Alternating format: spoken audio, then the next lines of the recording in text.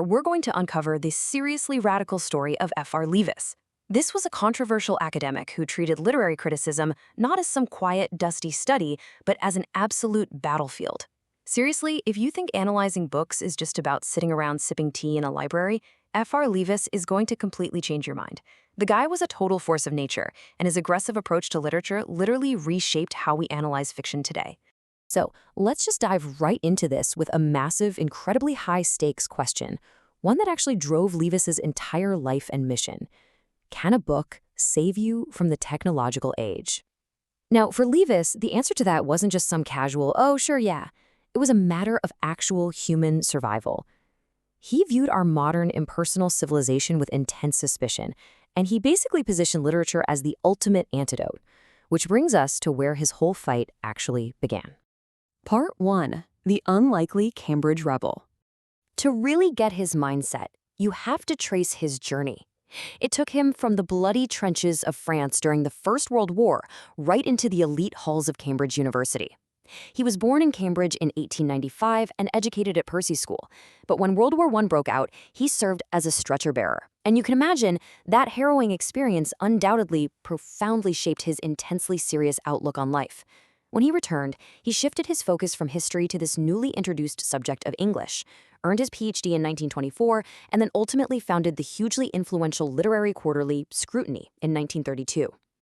But here's the thing about Leavis. Critic R.N. Wellick noted that his harsh, polemical manners basically made him an instant outsider among the Cambridge literary elite. Leavis was a man of intense convictions, and honestly, he held deep resentments. He absolutely did not practice diplomacy. He wasn't there to make friends, right? He was there to fight for the very soul of literature, and that immediately put him at odds with the establishment. Moving to Part 2. Literature as our salvation. Leavis operated on this absolute, uncompromising mantra. Literature matters because life matters. Simple as that. He didn't see reading as just a hobby or, mere entertainment for a Sunday afternoon. To him, teaching and analyzing literature was a calling, and he preached this idea relentlessly throughout his entire career. He genuinely believed, down to his core, that the intense study of literature was our singular salvation from becoming totally dehumanized by modern civilization.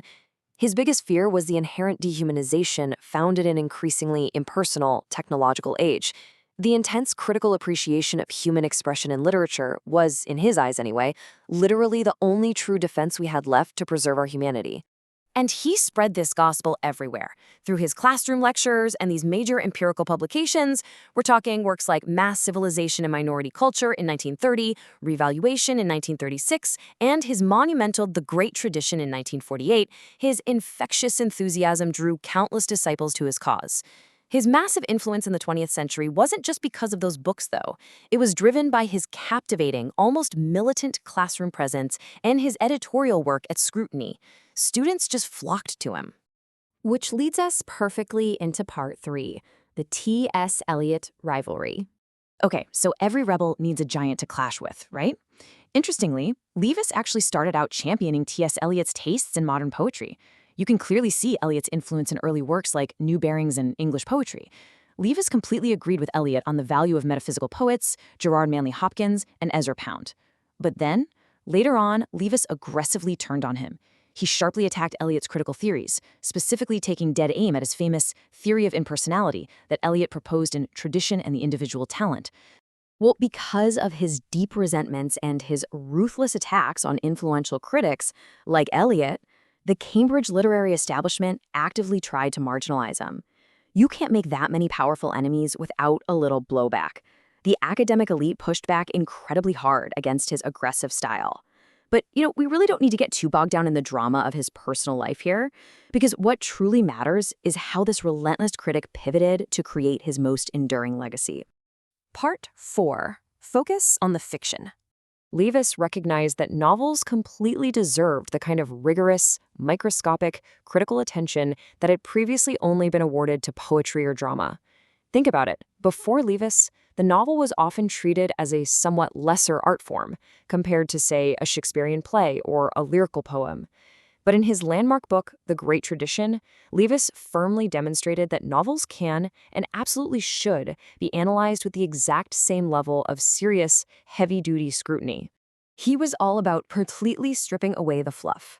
He argued that when we sit around talking about a novelist creating characters, what we are actually discussing is simply the process of a writer putting words together on a page.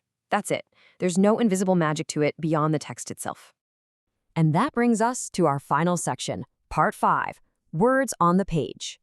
Leavis rarely ever bothered with big, abstract theories. Instead, his entire method was about responding sensitively and with precise discrimination to the words on the page. He demanded this intense, hyper-focused discipline. For him, it was the only valid way to make critical judgments. Any judgment you made absolutely had to be attached directly to observable parts of the work, period. His aggressive mode of criticism was actually deliberately designed to provoke controversy and fierce debate, rather than just passively listing facts. And it didn't matter what he was looking at, whether he was analyzing a short lyric, a long poem, or some massive, sprawling novel, the method remained exactly the same. He wanted to get deep, deep into the text and spark a genuine debate based purely on what was actually printed in ink. He absolutely refused to let anyone talk vaguely about a writer's grand vision unless they could point directly to the particular observable arrangements of words that created it. I mean, you literally couldn't just sit in a room with him and wax poetic about a novelist's grand vision of humanity. He would immediately stop you and demand, "Show me exactly where." Literary criticism, to Leavis, was first and foremost the question of how those specific words evoke a specific response. So, as we wrap up this explainer, I want to leave you with this final thought to challenge how you personally consume the media you love. Think about it. When you read your favorite book, or even when you're watching a deeply compelling film, are you just swept away by some abstract grand vision? Or are you paying close attention to the particular, deliberate arrangements of words, or frames, that actually make you feel that way? F.R.Leavis forced us to look closer, to strip away all the outside distractions, and to remember that in the fight for our humanity, the exact words on the page truly matter.